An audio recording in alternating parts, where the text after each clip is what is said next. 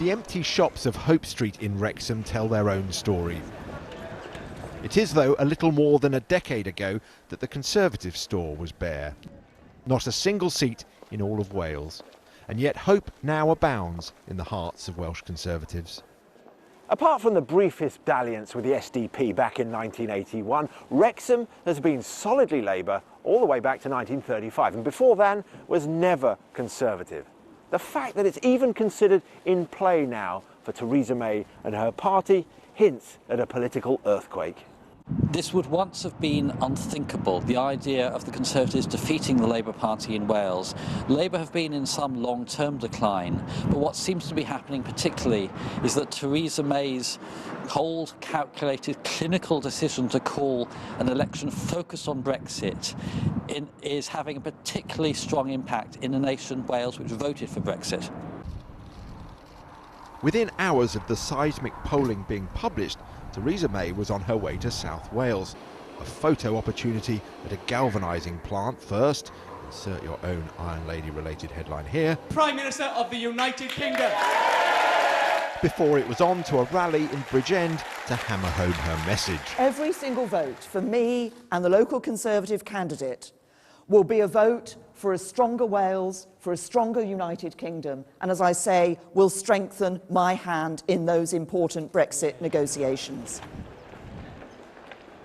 And in Wrexham at least, there are voters who will tell you they're willing to consider voting Conservative for the very first time.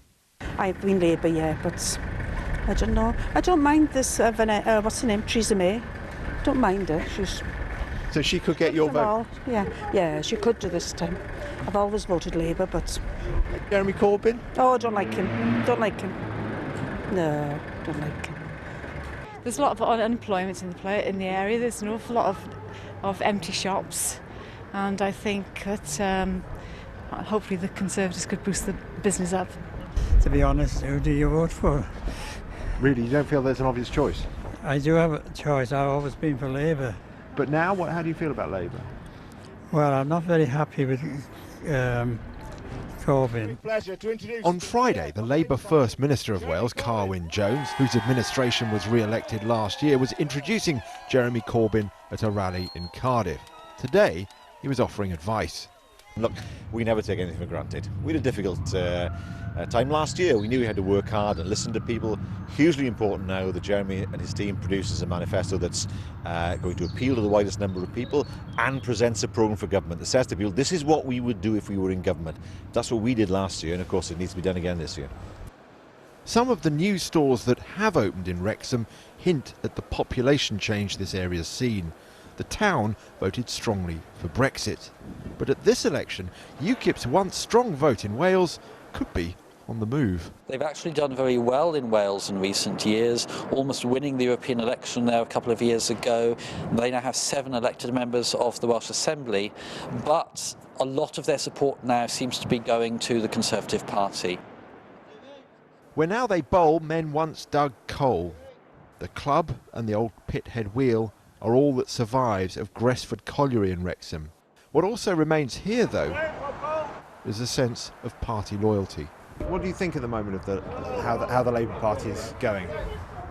Well, they're in the shambles, aren't they? Cormann won the leadership. I blame the top Labour politicians for not getting behind him wholeheartedly. They've still got your vote? Always have my vote, yeah. Always? Yeah. Well, my dad was a miner, and things happened years ago against the miners with the Tories, and it's not changed my mind now. When David Miliband went, that's when I think Labour went down. So that's my... But it wouldn't be enough to get you to change your vote? Oh, no.